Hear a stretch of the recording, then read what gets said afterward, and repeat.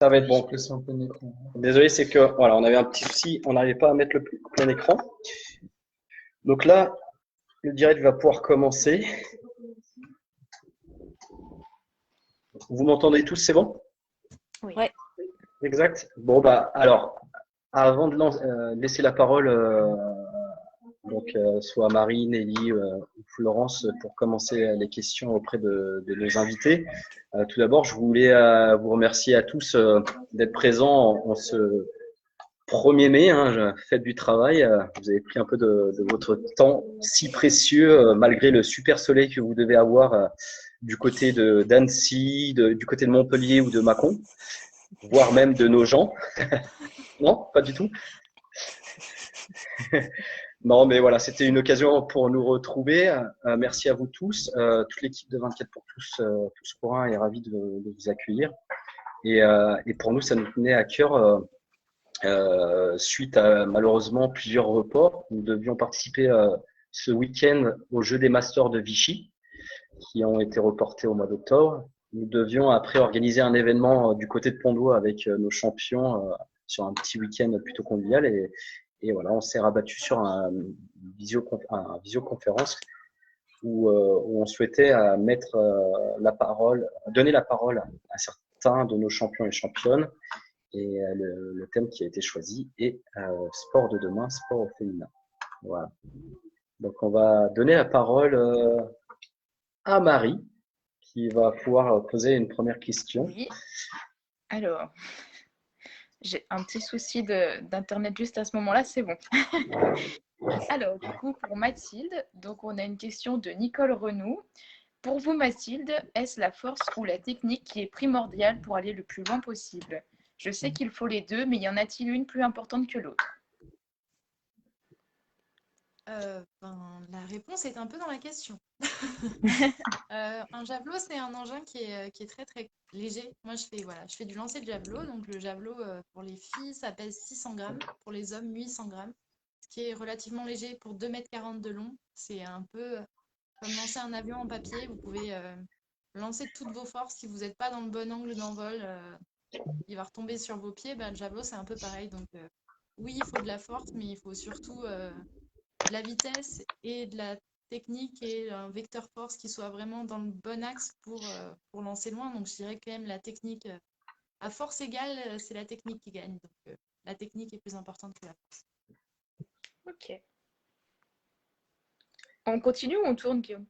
Oui, on va tourner, mais juste avant, parce que malheureusement, tous nos internautes ne connaissent pas forcément nos invités. Donc, quand vous allez prendre la parole chacune à votre tour, n'hésitez pas quand même juste à vous présenter brièvement, même si on va revenir sur des questions un peu plus personnelles par la suite. Donc, comme on avait parlé de Mathilde, donc tu es… Mathilde Andro, je suis quintuple championne de France et recordman de France de lancer de javelot avec 63,54 m et j'ai arrêté l'athlétisme en compétition en 2020. Voilà. Voilà, d'accord. Florence, à toi, si tu as une question pour Sandrine. Eh bien, Sandrine, bienvenue. Et puis, oui, j'ai des questions. Alors déjà, Sandrine, si vous pouvez vous présenter pour nous dire un peu que tout le monde repère bien qui est Sandrine Martinet-Aurière. Donc, Sandrine, je fais du para-judo et je suis championne paralympique en titre donc à Rio et j'ai fait médaille d'argent à Athènes et à Pékin et médaille en plâtre à Londres. Ça fait partie des questions. Et donc, parmi les questions, qu'est-ce qui vous plaît tant dans le judo et pourquoi ce sport? Alors, est-ce que tu peux juste répéter la question? J'ai pas entendu. Ouais. Excuse-moi. Qu'est-ce qui vous plaît tant dans le judo et pourquoi ce sport? Alors, donc moi j'ai commencé le judo à l'âge de 9 ans.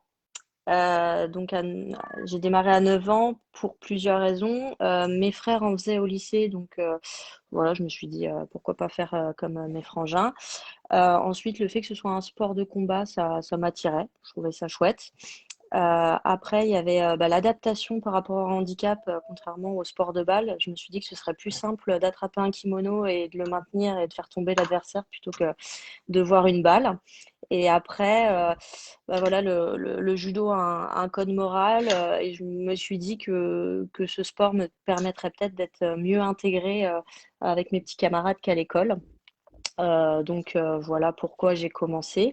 Et après, qu'est-ce qui me plaît? C'est un sport super complet. Voilà, cette opposition voilà, au corps à corps me plaît. Et puis c'est hyper varié au niveau des techniques entre le sol, le debout. Enfin, il y a vraiment de quoi faire et on en apprend tous les jours. Et même après 30 ans, voilà, il y a toujours à perfectionner. Et de nouvelles techniques qu'on peut sortir, des petites bottes secrètes pour les jeux, par exemple, et plein de choses. Donc voilà. Et puis c'est très convivial. Donc voilà, en gros. D'accord, merci Sandrine. On va rebondir avec Nelly qui va nous poser une question pour Florence. Oui, alors c'est des questions d'une classe d'élèves. Du coup, ils nous ont envoyé pas mal de questions. Donc petit à petit, je les infiltrerai au milieu des autres questions des autres personnes. En premier, c'est quel âge avez-vous commencé ce sport et pourquoi l'avoir choisi? Alors, c'est moi qui commence, hein, d'accord? C'est pas maintenant là, qui répond. Donc, moi, c'est Flo Masnada. J'ai fait du ski. Enfin, j'en fais toujours. Hein. Enfin, pas cette année, Ouais. parce que je me suis un peu blessée au genou. Donc, voilà. Mais voilà, j'ai eu 2 médailles de bronze aux Jeux et une au championnat du monde. Et j'ai arrêté ma carrière le siècle dernier. Donc, la classe ne me connaissait certainement pas. Enfin, ils ne me connaissent pas, je pense. Donc, j'ai arrêté en 99 ma carrière. Et puis, voilà, depuis... je travaille avec Eurosport, je fais des conférences en entreprise et puis je travaille avec le comité olympique. Et je me rappelle avoir vu Mathilde d'ailleurs aux Jeux les derniers, à Rio, lors de la médaille de Mélina Robert Michon. Voilà, qu'on salue, je ne sais pas, elle ne nous écoute pas, mais en tout cas, on l'encourage pour les prochains Jeux. Et donc la question sur le ski, alors moi j'ai commencé assez tard, c'est un peu, c'est pas classique, j'ai commencé à 8 ans. Ce qui est tard hein, pour une skieuse de compétition, puisque la plupart commencent à 3-4 ans. Et moi, j'ai commencé assez tard parce que mes parents n'étaient pas skieurs. Mon père était rugbyman, mais à l'époque, il n'y avait pas de rugby pour les filles. Donc voilà, et j'ai commencé le ski avec une espèce de classe de neige. Et ça s'est fait naturellement, j'ai tout de suite aimé. Et voilà, et après, j'étais au Club des sports de Champs-Rousse, qui est une petite station au-dessus de Grenoble. Enfin, une petite station, c'était quand même une station olympique en 68. Et voilà, et donc j'ai toujours tout de suite aimé ça, mais c'était plus aussi les voyages avec les copains pour aller sur les compétitions. C'était plus ça au début que vraiment la compétition. Et puis petit à petit, je me suis pris au jeu et j'ai eu la chance de faire 3 Jeux olympiques et d'aimer passionnément ce sport. Voilà. Merci. Merci pour ce retour. Nicolas, si tu as une question, n'hésite pas à profiter de ce moment pour parler à nos championnes. Alors, je ne sais plus si j'ai mis mon micro. Ouais. Donc, vous devez m'entendre là, je pense. Oui. Donc, moi, comme ça a été dit tout à l'heure, moi, j'ai demandé à mes élèves ce qu'ils pourraient poser comme question à trois championnes comme vous. Et parmi les questions donc qui ont été retenues, c'est de savoir un petit peu quel athlète vous a inspiré durant votre carrière, qui a été, alors elle a été déclinée sous différentes façons hein, par les enfants, de qui étiez-vous fan, qui était votre idole, quel athlète vous a donné envie de faire votre sport. Donc voilà, c'est assez large, mais voilà, donc si vous pouvez nous dire un petit peu qui vous a inspiré, que ce soit un athlète de votre discipline ou pas d'ailleurs. Je commence? Oui. Allez, je commence, j'ai commencé tout à l'heure. Du coup, moi qui m'a inspirée, dans ma famille, il y a beaucoup de sportifs. J'étais un peu casse-cou quand j'étais petite. Et par contre, le lancer de javelot, c'est pas du tout une vocation. Je suis tombée dedans vraiment par hasard. Je faisais de la gymnastique. J'ai fini par faire du saut à la perche parce que j'étais un peu grande pour la gym à 17 ans. Et au final, j'ai commencé le lancer de javelot un peu par hasard et ça a bien marché. Et après, j'ai rencontré des athlètes et des entraîneurs surtout vraiment passionnés par cette discipline qui m'y ont donné goût. Et je dirais que qui m'a inspiré à continuer dans ce sport, c'est c'est pas forcément des lanceurs de javelot, mais notamment Mélina Robert-Michon, dont parlait Florence tout à l'heure, qui est quand même, pour nous, les disciplines de lancer, une référente au niveau national et international. Et c'est surtout une personne en or, et du coup, forcément, elle a la transmission facile. Et moi, je me rappelle de stages où j'étais jeune cadette et où j'aimais pas particulièrement ma discipline au départ et où de rencontrer ces personnes-là qui sont pleines d'humilité, qui est très travailleur et justement qui m'ont fait partager cet intérêt pour l'aspect technique de nos disciplines au-delà du côté bourrin dont on a l'image au départ. Voilà, c'est quelque chose de très fin techniquement, quel que soit le lancer. Et du coup, je citerai Mélina Robert-Michon comme exemple. Ouais. D'accord. Donc, si j'en ai la possibilité, j'aurais une petite anecdote à vous raconter sur Mélina Robert-Michon au Jeu de Rio. Voilà, si on a un peu de temps à un moment, j'en profiterai pour vous raconter cette anecdote. Alors du coup, bah, je vais enchaîner.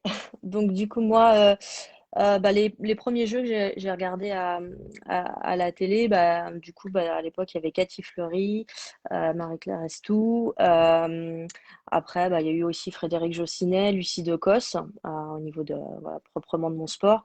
Après, globalement, je dirais c'est l'ensemble des athlètes français. Voilà, quand j'étais gamine, dès qu'il y avait des Français, de toute façon, si je tombais dessus, bah, je regardais, et particulièrement au jeu.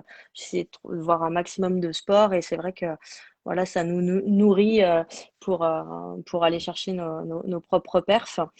Voilà, dans l'ensemble. Et pour la petite anecdote, Cathy Fleury aujourd'hui fait partie du staff du parajudo et elle est directrice des équipes de France de parajudo. Donc, elle m'entraîne régulièrement donc, sur les différents stages.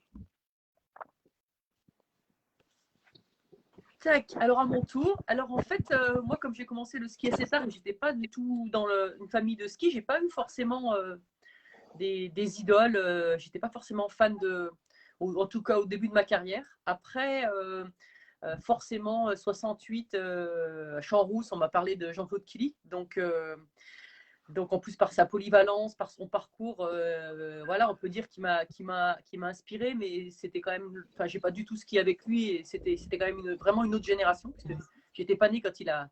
Si, c'est vrai, j'étais pas née. Non, j'étais pas née. juste après. Euh, donc après, quand il a gagné ses médailles. Et sinon, moi, j'adorais l'athlé.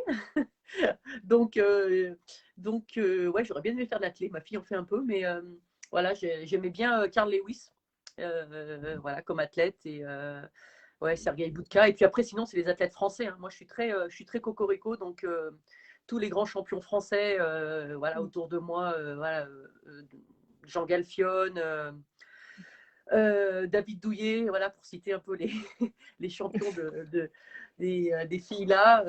Enfin ouais, je crois que ce sont vraiment des personnes qui m'ont inspiré. Puis après, il y avait aussi le rugby.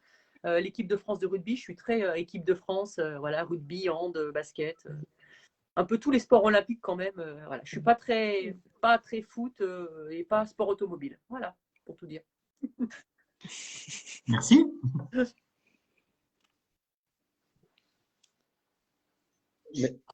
Merci Florence pour ces précisions. On va enchaîner avec Marie, si tu as une autre question. Du coup, pour Mathilde, continue un petit peu déjà par rapport à vous toutes pour vous connaître un petit peu sur votre parcours. Donc Marie, on t'écoute.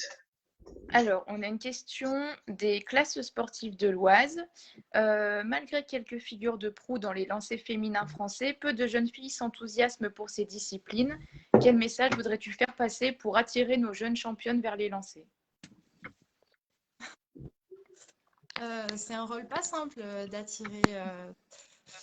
Disons que forcément, en France, on n'est pas une discipline très attractive, on est peu médiatisé, on a une mauvaise réputation d'être les gros et les bourrins. Et du coup, forcément, quand on est une fille, c'est pas très attractif. Moi, j'arrivais de la gym, il fallait être maquillée pour les compètes, coiffée, tirée à quatre épingles, il fallait pas qu'il y ait un cheveu qui dépasse et tout. Je suis arrivée en athlée, c'était bonjour, alors tu vas faire les haies à 8h30, tu vas faire la perche à 14h30 et le javelot à 17h et tu t'échauffes quand tu veux et tu bronzes au soleil entre les deux. Donc voilà, la liberté déjà d'être sur un stade en extérieur comparé à la gym en compétition, c'était vraiment une belle découverte. Et surtout, c'est encore une fois des disciplines qui sont très techniques.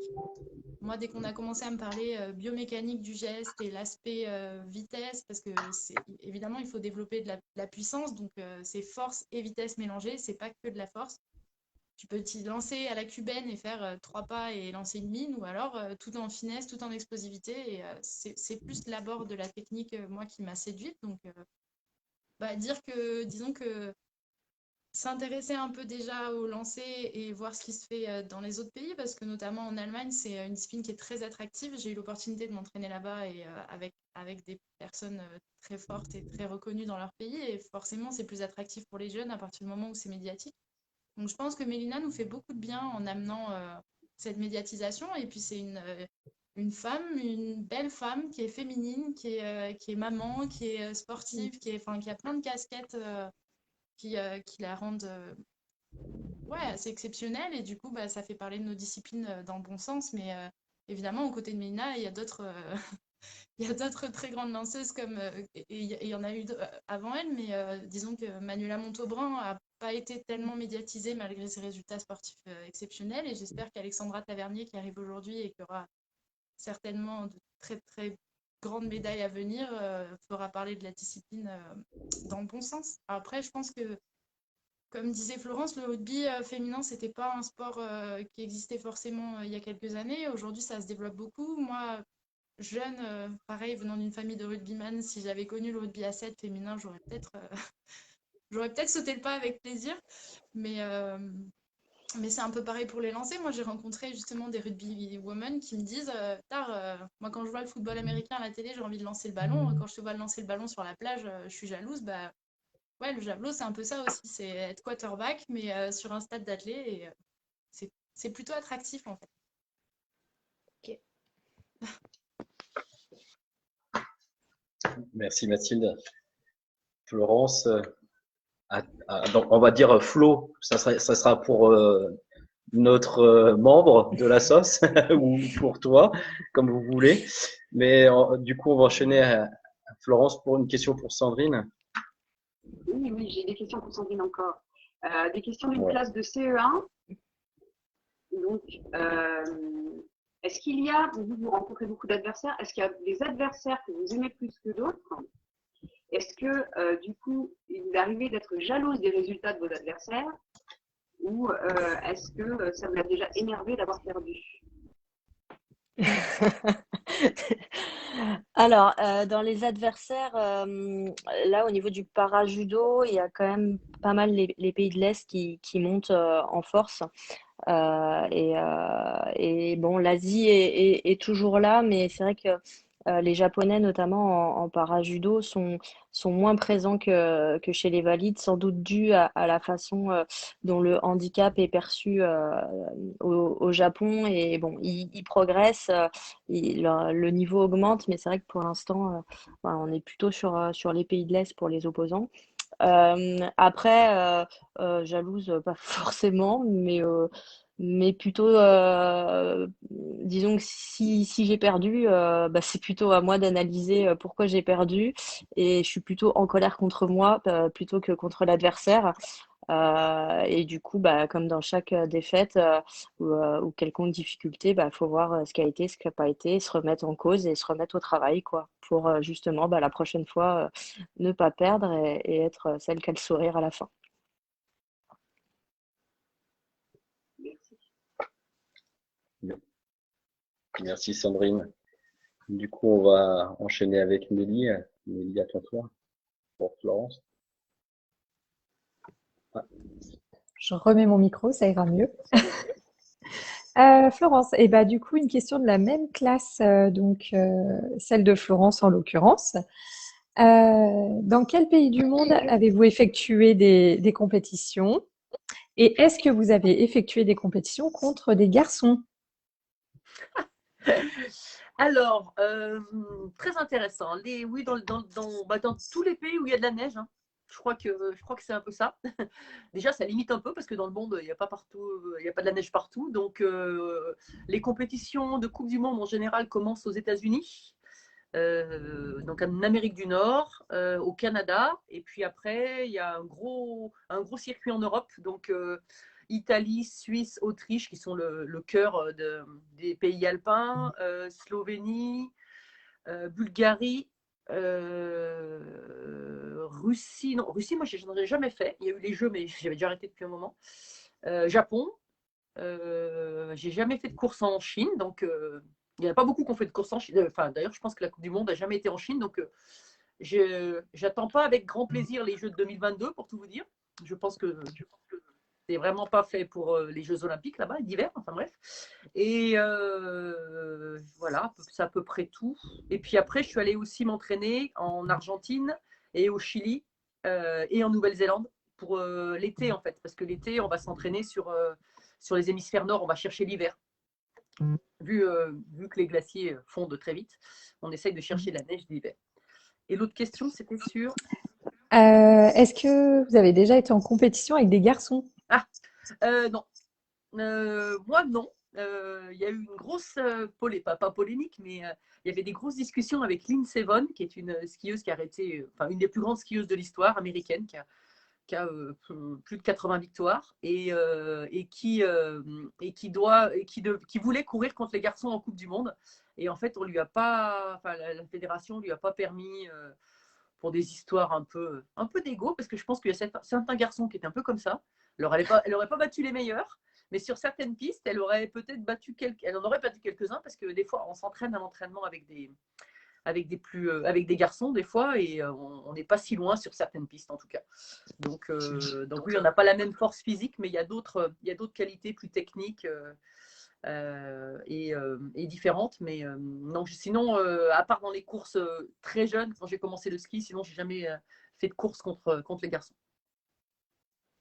Merci. Merci pour cette réponse. Dis-moi, Marie. Non, j'allais enchaîner sur une autre question. Oui, vas-y. La prochaine question pour Mathilde. En quelle année est-ce que… Donc, c'est une question des CE1 de la classe de Florence aussi. En quelle année est-ce que tu as perdu, je ne sais plus, l'écart de 40 cm, je crois. Et qu'est-ce que tu as ressenti?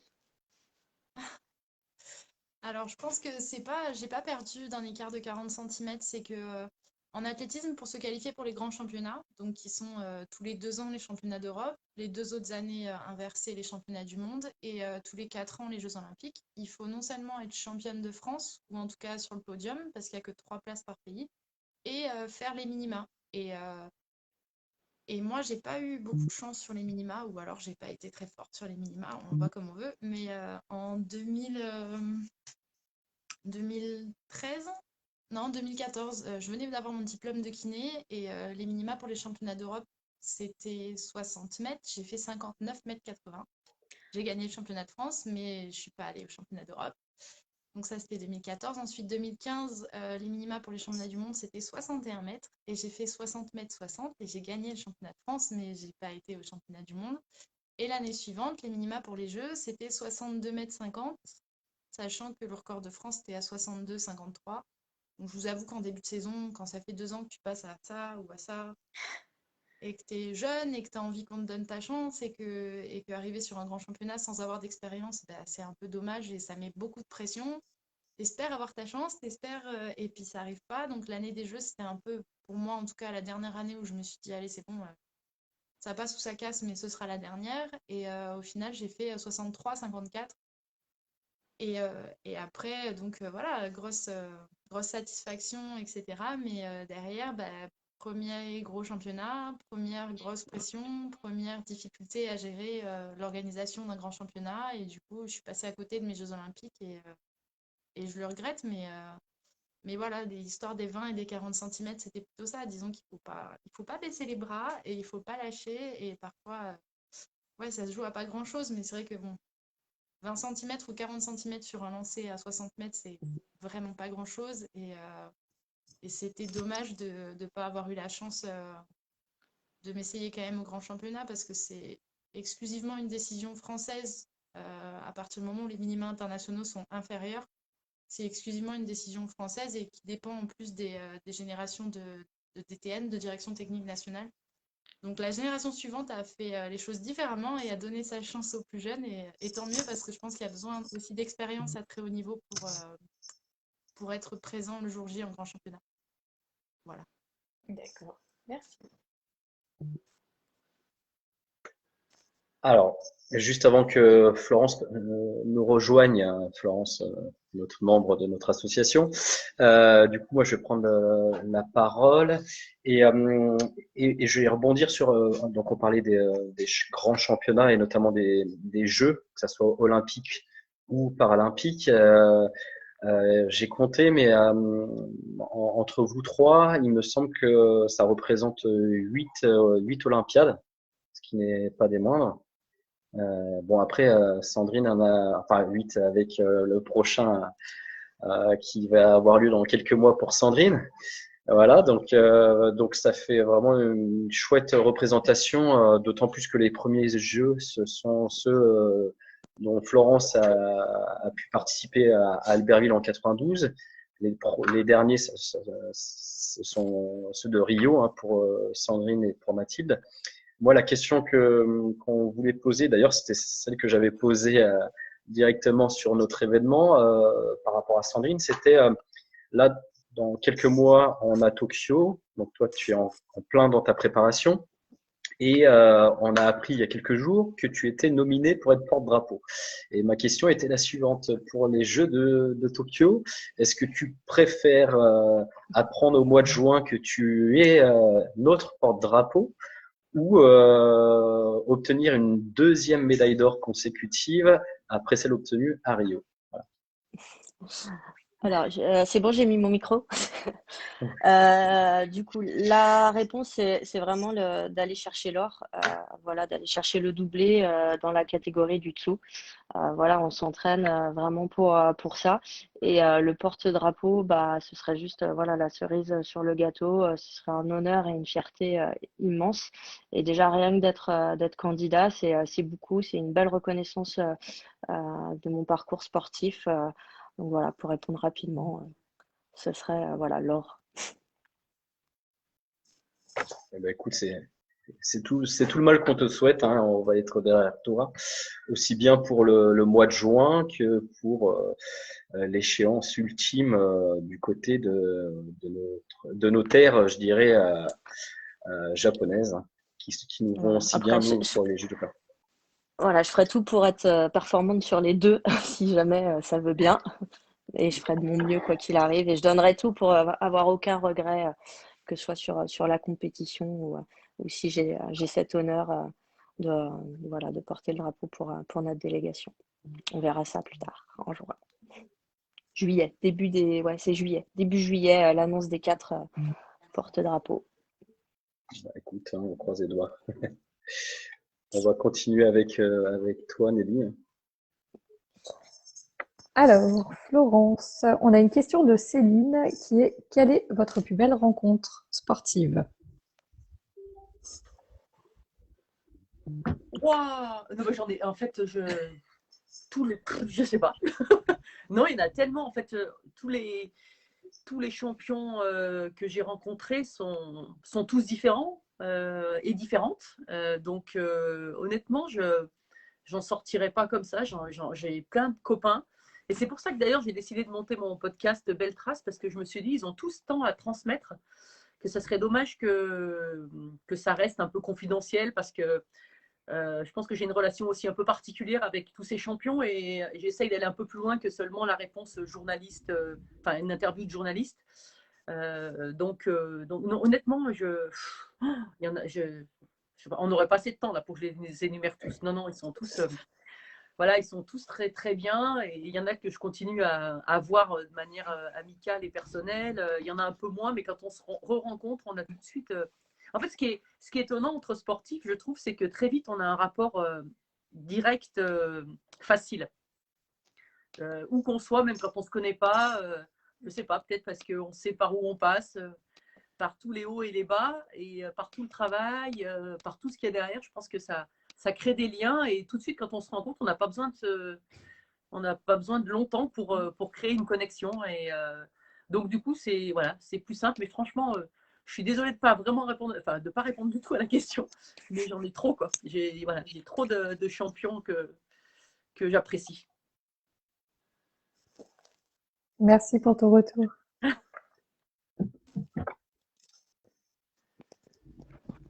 Nicolas, on va peut-être aussi te donner la parole par rapport aux filles. N'hésite pas à rebondir par rapport aux questions qu'on peut être amené à poser pour le moment, qui sont assez individuelles, mais voilà, on t'écoute. Alors sur un plan plus général, donc concernant le sport féminin, hein, comme ça a pu être dit tout à l'heure, on a la chance d'avoir avec nous là des, des superbes des, des superbes athlètes. Et c'est sûr qu'on voit, en tout cas nous, au niveau des écoles, avec nos enfants, tout à l'heure, la question qui avait été posée sur de qui étiez-vous fan, entre guillemets, ben, nos petites filles, ça leur donne envie de faire du sport et de faire des choses, de voir ben, des femmes, des femmes championnes. On parlait tout à l'heure de Mélina, ben, elle en fait partie, et de plein d'autres championnes qui commencent à prendre la parole et qui sont médiatisées. Et du coup, ça donne envie aux filles d'oser et de se lancer. On a travaillé là depuis quelques années avec Frédéric Banguet sur son magazine Salto. Nos élèves, donc filles, se retrouvent dans les portraits qui sont faits, dans les activités qui sont proposées. Et elles ont envie, et nous on constate au club d'athlétisme de Nogent-sur-Oise là, depuis quelques années bah, qu'on a de plus en plus de filles et surtout des filles qui sont plus assidues que les garçons et que ben, en hiver, même s'il pleut un peu, même s'il fait un peu froid, ben, on met un bonnet, on met un tour de cou, on a notre coupe-vent et on y va. Je pense que la chance qu'on a aujourd'hui, ben voilà, c'est que des championnes comme vous prennent la parole, soient médiatisées, se médiatisent, font des choses dans ce sens-là. Voilà, je mets en avant bah, tout ce que Florence fait là en ce moment ou avec ses podcasts. Elle le sait peut-être pas, mais depuis 2014, elle répond à nos questionnaires. Donc, c'est les questionnaires des classes olympiques de l'Oise. Voilà, et on se suit, on échange des petits messages de temps en temps, et voilà. Et d'avoir des championnes comme ça, bah, c'est voilà, c'est fantastique. Et je pense que ben, le sport féminin est en train d'évoluer, et il faut que nous, en tant qu'enseignants, éducateurs sportifs, on aille dans ce sens-là, parce que voilà, il faut qu'il y ait une. Alors, j'aime pas le terme de parité, mais on parle d'égalité des chances, et il faut donner ben, les mêmes chances aux filles qu'aux garçons pour s'accomplir dans le sport ou dans autre chose, de toute façon.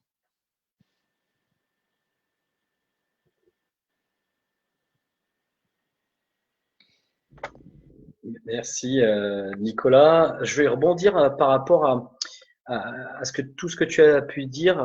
Ça va aller un petit peu dans ce sens parce que tu parlais de motivation, des filles qui pratiquent de plus en plus. On a une personne qui nous posait une question et je pense que c'est très aléatoire en fonction de la discipline, mais Bernard nous disait, est-ce qu'il y a un âge maxi pour arrêter les compétitions? Donc, je vais vous donner la parole à tour de rôle. On va commencer par Mathilde, mais si vous pouvez nous parler un petit peu de votre vécu Alors, peut-être. je pense qu'en l'occurrence, dans les lancers, Mélina nous fait tous mentir.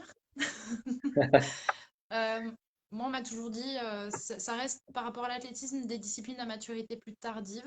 Donc, on dit 25-35, la tranche d'âge idéale pour performer. Moi, j'ai arrêté plutôt à cause des blessures et parce qu'aussi, ça reste une discipline assez traumatisante et que j'ai pas eu que de la chance. Mais autrement, je pense que ouais, jusqu'à 35 ans, c'est assez commun dans les disciplines de lancer en tout cas, de performer à très haut niveau, même après bébé, etc. Et du coup, Mélina, c'est l'exception qui confirme la règle et qui vise qui fera ses 6e Jeux Olympiques à Tokyo et qui vise les 7e à Paris derrière. Et c'est juste exceptionnel. Donc voilà, je pense que ça aussi, ça va évoluer avec le temps parce que l'hygiène de vie, ouais, tout ce qu'on sait sur la préparation physique, etc., évolue sans cesse et je pense qu'on pourra se permettre de faire des performances de plus en plus tardivement, mais après, bon, ça dépend aussi de chacun et de la possibilité de s'accomplir en parallèle. Ça reste, pour ma part, des sports qui sont pas professionnels et du coup, c'est compliqué de faire que ça et à partir de là, on se blesse plus vite et voilà.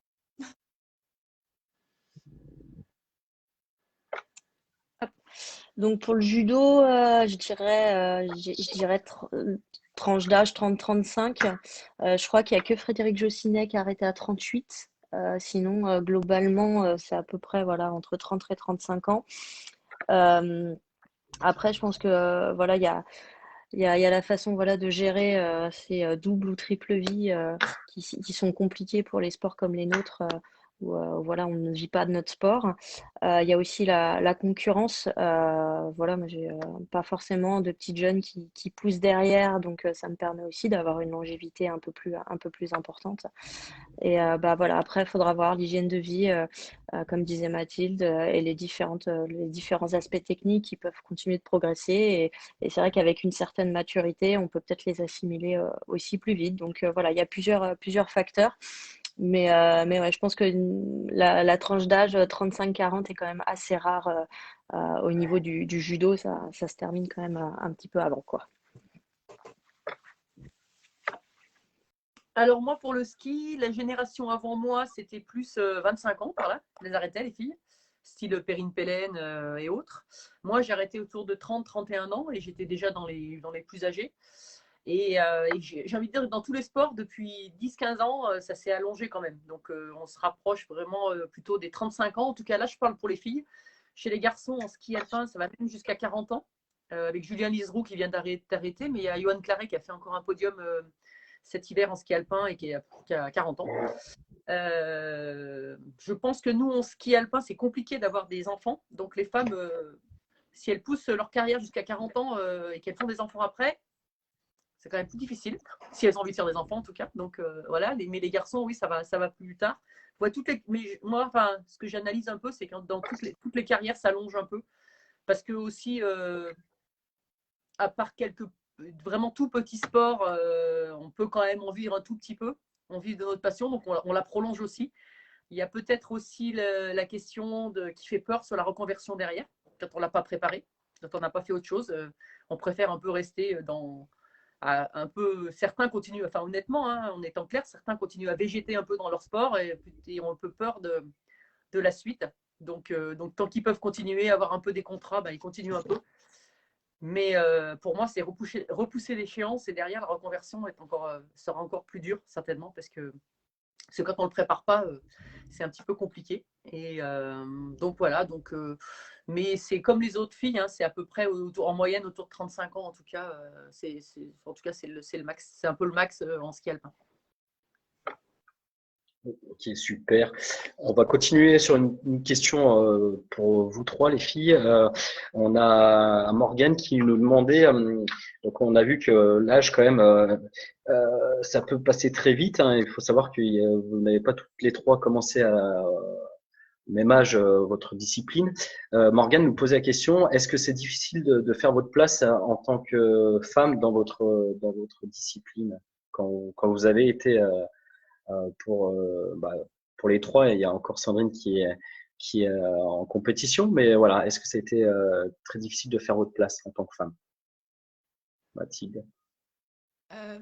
Si c'est comparé au même sport en masculin, pas forcément. Enfin, moi, en tout cas, en France, des mecs qui ont été internationaux, malheureusement, il n'y en a pas eu beaucoup. Et le dernier, c'est Jérôme Hafler qui avait fait plus de 80 mètres et qui avait participé au championnat d'Europe de Barcelone en 2019.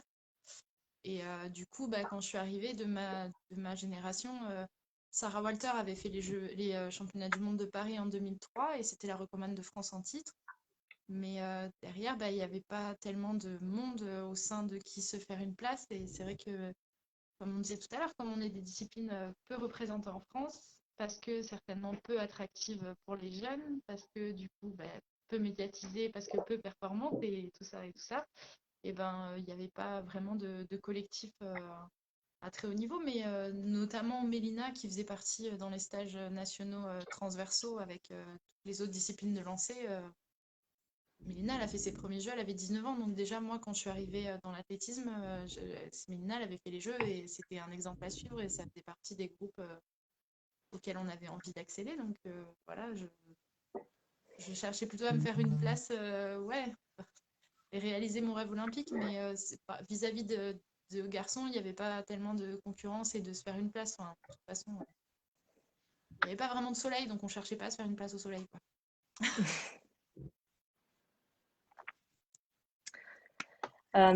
Du coup, au niveau du judo, nous, on a une équipe féminine valide qui est hyper performante. Donc, voilà, il n'y a pas trop de soucis au niveau du judo et ça fait quelques années que ça dure.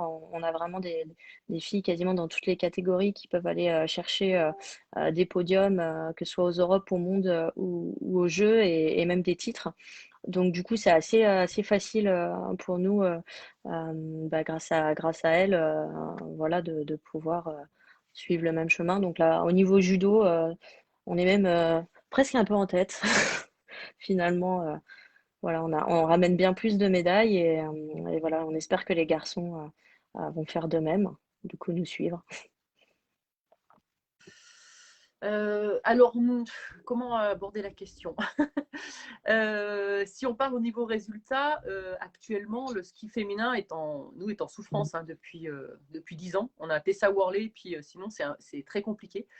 Donc heureusement, Tessa gagne beaucoup et tout le temps présente. Donc, c'est une vraie locomotive pour le ski féminin français, mais c'est compliqué. C'est vraiment compliqué. Après, dans l'ensemble, on ne va pas se le cacher, le ski féminin, c'est bien un ton en dessous du ski masculin, dans la considération, dans la médiatisation et dans les sponsors aussi.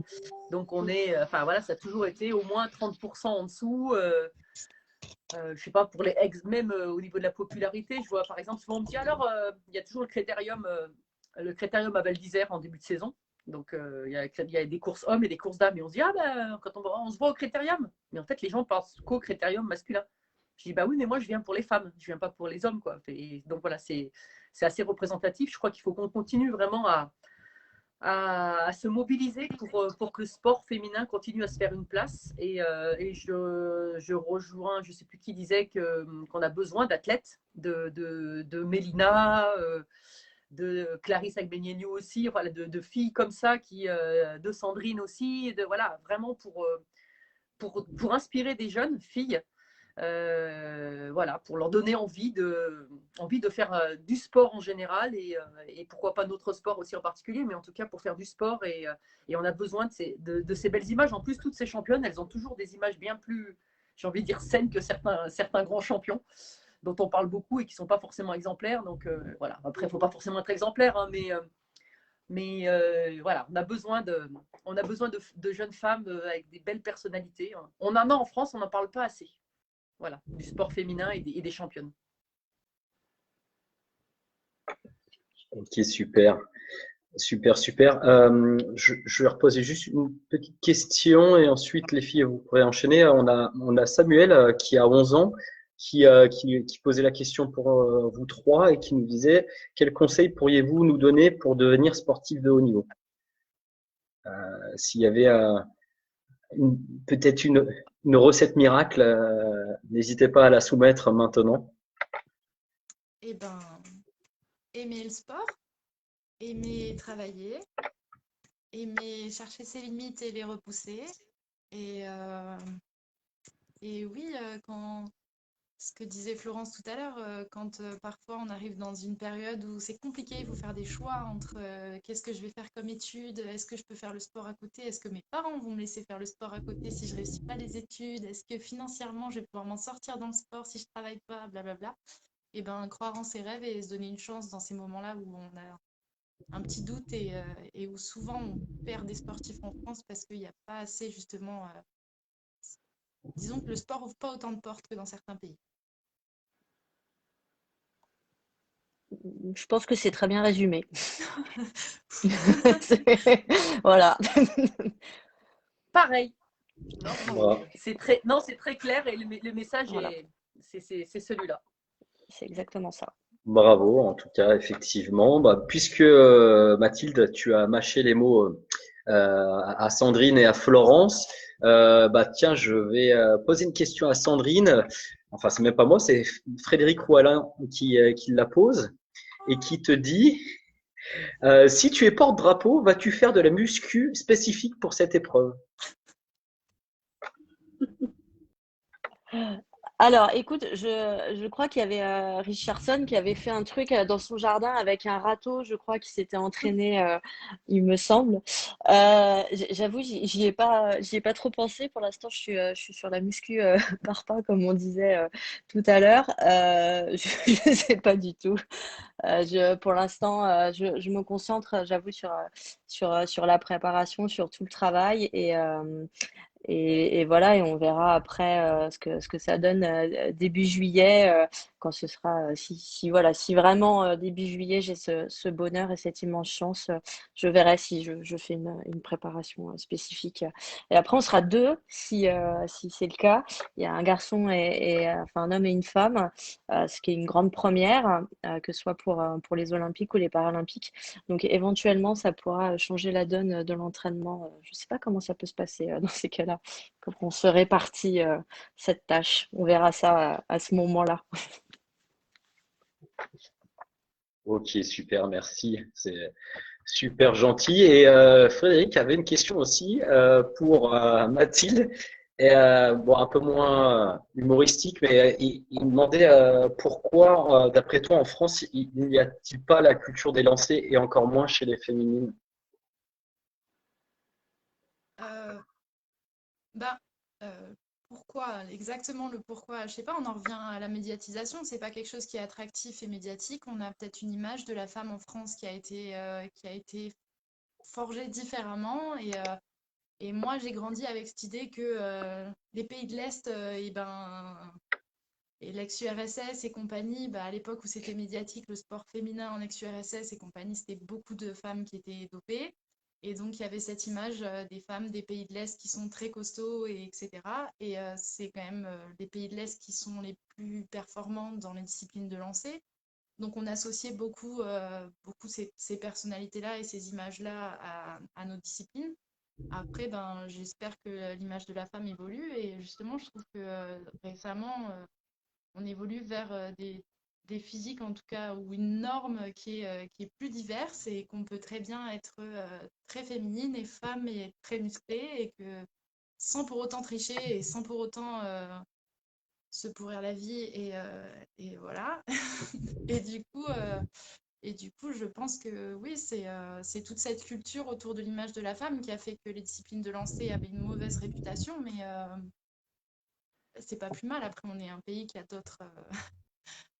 qui a une culture différente et qui a d'autres disciplines phares. Et pourquoi pas juste augmenter un petit peu le panel de sports proposés à nos jeunes et les valoriser tous et pas forcément garder ces a priori négatifs. Exactement. Et je pense que du coup, à travers cette question et à travers au final ta pratique, tu es en quelque sorte une ambassadrice de ce message qui peut être passé pour les jeunes filles qui nous écoutent, aussi bien même pour le ski que pour nous le judo, qui des fois peut être considéré comme un sport violent hein, pour des enfants qui ne connaissent pas forcément la discipline. L'importance d'être ambassadeur alors de notre sport, mais de la pratique en général. Et comme tu l'as dit, peut-être que depuis quelques années. C'est pas dans la culture forcément française. On a vite fait de se faire une image de telle ou telle discipline, mais je pense que ce sont des personnes comme vous, vous trois, on a parlé tout à l'heure de Mélina, mais on a parlé de Clarisse, et c'est vrai actuellement au niveau du judo, ce sont vraiment des personnalités comme vous, avec un caractère affirmé qui permettent à ces jeunes à ces jeunes filles et notamment de se projeter, de rêver à travers vos exploits, mais aussi de se dire waouh, pourquoi elle, pourquoi pas moi plus tard, quoi. Si je peux me permettre Après, juste pour rebondir sur les lancers en France. Donc là, on parle évidemment, hein, on est autour du sport féminin, mais même l'image du lancer en soi, pendant très longtemps, les jeunes qui arrivaient, qui voulaient faire de l'athlétisme, c'était de la course. S'ils n'étaient pas assez bons pour la course, on les mettait sur les lancers. Du coup, ça les dégoûtait, ils arrêtaient. Depuis quelques années, on a mis en place des petits triathlons où sur les rencontres, les enfants, ils font une course, un saut et un lancer. Et du coup, ben, ça leur permet de découvrir aussi les lancers et les sauts aussi, parce que là, on parle des lancers, mais effectivement, les sauts, c'est aussi un petit peu compliqué, même si, encore une fois, comme on disait tout à l'heure, on a quelques grands champions. Mais voilà, il y a aussi ce donner goût à des disciplines, les médiatiser, en faire parler. Et encore une fois, ben voilà, quand on a des champions, ça nous aide beaucoup. Là, il y a Christopher Pat là, qui nous suit en ce moment, qui n'a pas réussi à rejoindre le salon, qui fait du pentathlon moderne. Et c'est un sport ben voilà, qui est très peu connu, mais qui est en train d'évoluer sous un format vraiment, vraiment hyper intéressant. On a dans l'équipe de France les meilleurs athlètes du monde. Et on a la chance d'avoir des athlètes qui sont super sympas. C'est des ambassadeurs magnifiques avec les enfants, avec les clubs. Et du coup, ben voilà, ça va permettre de faire découvrir de nouvelles disciplines pour faire évoluer la pratique de nos jeunes et la pratique, alors dans le milieu fédéral évidemment, mais aussi dans le milieu scolaire. Voilà, que ça sorte un petit peu, que ce soit un petit peu différent. Donc, pour en revenir au lancer, aujourd'hui, on lance des vortex, on lance, voilà, ça permet aux enfants de découvrir des sports auxquels ils n'auraient pas forcément eu accès.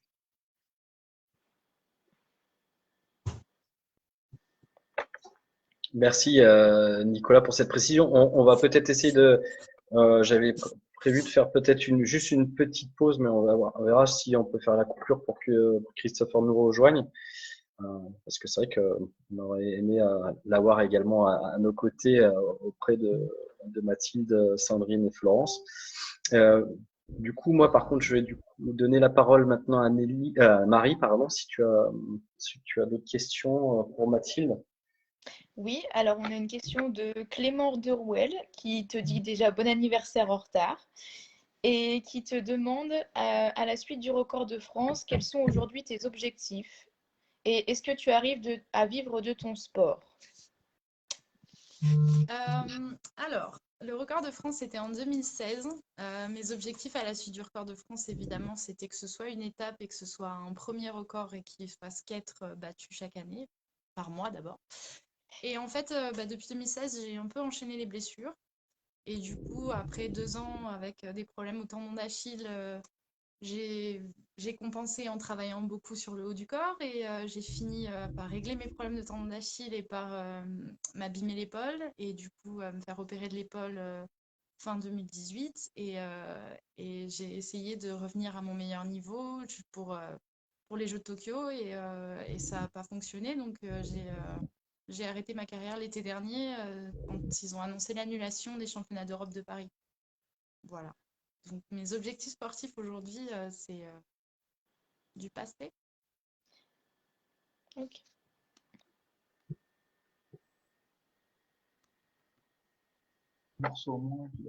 Oui, Florence. Question pour Sandrine? Hop, tu m'entends? Ouais. Oui. D'accord. Oui, il y a des questions pour Sandrine. Alors, je ne sais pas le prénom, enfin, le Gaëtan. Alors, je ne sais pas si c'est un nom de famille ou si c'est un prénom. Et c'est en lien avec des questions de mes élèves de CE1 aussi. Quel est votre handicap? Avez-vous eu des difficultés à vous affirmer, soit dans la vie au quotidien ou dans le milieu sportif? Et puis, comment faites-vous aujourd'hui pour mettre en avant le sport féminin et paralympique? Et donc, mes élèves s'inquiétaient aussi. Est-ce que c'est compliqué de faire du judo quand on est malvoyant? Voilà. Ok, il y a beaucoup de questions. Je vais essayer d'être synthétique. Alors, mon handicap, donc en fait, ça s'appelle une achromatopsie. Donc, c'est une atrophie ou une absence des cônes et ça entraîne plusieurs choses. Donc, non-vision des couleurs. Donc, les couleurs, je les vois pas du tout. Je vois juste si c'est plus ou moins clair ou plus ou moins foncé. Ça fait un peu des dégradés de gris, on va dire. Mais je sais pas ce que c'est du bleu, du rouge, du vert, du marron. J'en ai aucune idée. Je sais pas à quoi ça correspond. Mais j'ai fait un apprentissage en fait d'a priori sur les couleurs. Donc je sais que certaines couleurs sont foncées, d'autres sont claires ou moyennes. Et voilà, si on me présente je dirais un stylo bleu et un stylo rouge, je sais que le rouge ça va être le plus foncé et que le bleu ça va être celui qui va être un peu plus clair. Je vais qualifier ça de moyen. Et donc bon, des fois je me trompe, hein, bien évidemment. Mais par contre, si vous me dites pas que c'est bleu ou rouge les stylos, je suis incapable de reconnaître la couleur. Après, j'ai une photosensibilité importante, donc dès qu'il y a trop de luminosité, en fait, ma pupille filtre pas la lumière et du coup, bah, je suis éblouie, donc je vois tout en blanc. Et pour ça, bah, soit il y a deux possibilités, deux moyens pour moi de filtrer la lumière. C'est soit du coup de fermer les yeux pour laisser juste un tout petit peu la lumière passer, soit de mettre des lunettes de soleil, y compris parfois en intérieur avec les néons qui peuvent être très, très forts et m'éblouir. Et c'est sûr que quand je suis dehors en plein soleil, si j'ai pas lunettes de soleil, c'est très, très compliqué pour moi de voir. Donc non-vision des couleurs, photosensibilité, diminution de l'acuité visuelle, donc j'ai une acuité visuelle qui est faible, nystagmus, donc c'est l'œil qui bouge. Et pour finir, donc ça c'est ma pathologie, et avec ça j'ai eu droit à la myopie et l'astigmatie, qui sont des pathologies classiques, on va dire, de l'œil. Donc moi j'ai toujours vu comme ça, donc c'est une naissance, c'est sur un gène récessif, donc il faut que les deux parents expriment ce gène pour qu'il y ait un risque d'avoir la maladie. Mes enfants n'ont rien, mais ils peuvent être porteurs sains, voilà. Ensuite, donc les difficultés, bah moi ça a été un petit peu les difficultés d'apprentissage quand j'étais enfant, parce que j'ai jamais eu d'AVS ou d'aide au niveau de l'école. Mes parents me considéraient pas comme un enfant en situation de handicap, et ce qui était bien, même si c'était dur, parce que j'ai dû me débrouiller, j'ai dû me forger un caractère par rapport à ça et apprendre à être autonome par moi-même le plus possible. Donc, ce qui était difficile, c'était les moqueries à l'école. Voilà, je vous en passais des meilleurs. Et au jour d'aujourd'hui, ce qui, moi, me pose le plus problème par rapport au handicap, c'est l'autonomie par rapport au déplacement, le fait de ne pas pouvoir conduire. Ça, c'est vrai que c'est vraiment compliqué. Et c'est l'une des choses pour lesquelles il y a pas, je dois trouver un chauffeur. Voilà, je peux pas faire 10 km à pied, 15 km à pied, c'est pas possible. Et donc voilà, ça c'est vraiment, je suis dépendante et je dois demander systématiquement de l'aide pour ça. Donc ça c'est un petit peu ce qui m'embête au quotidien. Et en ce qui concerne le sport, pour finir, c'est ça qu'il y a de super dans le sport et c'est pour ça que j'ai aussi adhéré rapidement. C'est qu'à partir du moment où on a les mains sur le kimono, eh ben, on est comme n'importe quel autre judoka, on a les repères grâce au sens kinesthésique, voilà, par rapport au toucher. Je sens quand j'ai le kim dans les mains, la sensation de pousser, tirer, et j'ai toutes les informations nécessaires pour pouvoir être comme n'importe quel autre judoka et m'éclater dans ce sport. Donc du coup, voilà, l'adaptation est hyper simple par rapport à ça. Et donc, quand on combat, en para-judo, on part systématiquement garde installée. Donc, on est face à face, assez proche, et donc on prend la garde dès le départ. Et donc, le combat commence. Et quand il y a une rupture de la garde, l'arbitre stoppe le combat, nous ramène au centre et on reprend la garde. Voilà. Ça va, c'était pas trop long? Ah non, super, c'était très clair. Très bien, très bien. Ouf. Nelly, c'est à toi. Si tu as une question pour Florence. Oui, j'en ai une de Nicole qui demande si visionner la performance d'une concurrente victorieuse permet-elle ensuite de gagner en technique pour soi-même ou si pour chaque personne c'est différent. Et elle demande aussi, est-ce que la morphologie des candidats influe sur la technique à adopter? Alors, pour la première question, en ski, oui, on se sert beaucoup, mais pas qu'en ski d'ailleurs, je pense, mais en ski, on se sert beaucoup, beaucoup de la vidéo. On analyse vraiment les trajectoires par secteur. Sur une descente qui dure 1,40, on a des vidéos sur toutes les 10, 15, 20 secondes, enfin, ça dépend des endroits. Et donc, on va essayer de s'inspirer effectivement du meilleur passage, voir si, selon nos capacités, si après, il faut être capable de faire cette technique-là pour passer au même endroit. C'est pas évident, mais oui, on s'en inspire beaucoup. En tant que fille, on essaye aussi de s'inspirer aussi un peu des garçons, hein, parce que c'est ce qui va le plus vite. Donc voilà, mais après, il faut tenir compte de ses capacités, de ses points forts et de ses points faibles. Il y a peut-être des trajectoires qu'on ne pourra pas faire parce qu'on n'a pas ces capacités physiques, ou on ne les a pas encore en tout cas. Mais oui, on s'inspire beaucoup des meilleures skieuses. Et même maintenant, au départ, depuis tout le temps, mais on peut regarder juste avant notre départ, enfin, un quart d'heure avant notre départ, on peut regarder les trajectoires, le passage d'une concurrente avant, qu'elle soit bonne ou pas bonne, mais comme ça nous donne des informations sur le rythme du tracé, sur les pièges, voilà, notamment sur les disciplines de vitesse en Super G par exemple, où on n'essaye pas le tracé avant. Et donc, voilà, il peut y avoir des choses à modifier par rapport à ce qu'on a vu le matin à la reconnaissance. Donc ça, on s'en inspire beaucoup. Et comme j'ai beaucoup parlé, j'ai oublié la deuxième question. C'est quoi? Ah, je n'entends pas. Vas-y, redis. Pardon. Est-ce que la morphologie des candidates influe sur la technique à adopter? Eh bien, écoute, les morphologies ont bien évolué dans le ski. Mais quand même, aujourd'hui, il y a vraiment tous les gabarits qui continuent à s'exprimer, quoi. Les petites, on va dire, pour parler des filles, hein, des petites comme Tessa Worley, elle fait je sais plus, moins d'1,60 m. Et puis des plus grandes qui vont jusqu'à 1,80 m. Donc une Lindsey Vonn, par exemple, qui est 1,80 m. Donc voilà, on a des gabarits vraiment variés. Après, actuellement, en slalom, chez les garçons, on voit que les gabarits sont en train de grandir, mais ça, c'est la population en général et les sportifs en général. Et ceux qui sont, les slalomeurs qui sont autour de 2 mètres, par exemple, comme un peu, il n'est pas 2 mètres, mais pas loin, Clément Noël ou d'autres, du coup, ils arrivent avec une technique où ils font passer les pieds. Là, je vais rentrer un peu technique, mais ils font moins de chemin avec tout le corps, quoi. Ils font vraiment basculer les pieds à droite à gauche et donc sur des trajets, ça change aussi la technique. Donc oui, il faut tenir. En tout cas, pour résumer, il faut tenir compte de sa morphologie, c'est vrai, et de ses capacités, quoi. En fait, c'est le message, mais honnêtement, tout le monde peut encore jouer, quoi, quelle que soit sa technique. Et comme le disait tout à l'heure Mathilde, il faut croire en ses rêves et voilà, rien n'est fini dès le début, quoi. Si on se met des barrières tout seul, c'est pas la peine, quoi. Donc il faut jouer et se donner les moyens de réussir.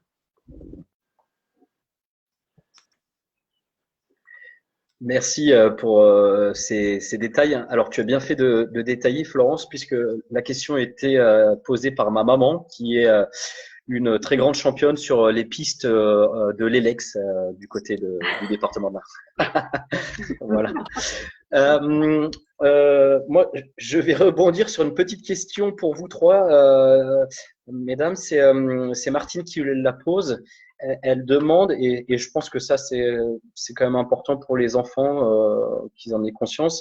Est-ce que c'est difficile de concilier votre vie de famille, votre vie perso? Alors, tout dépend évidemment à l'âge où on parle au niveau de votre carrière, mais de concilier votre vie de famille et votre vie d'athlète de haut niveau. Voilà. On va commencer par Mathilde.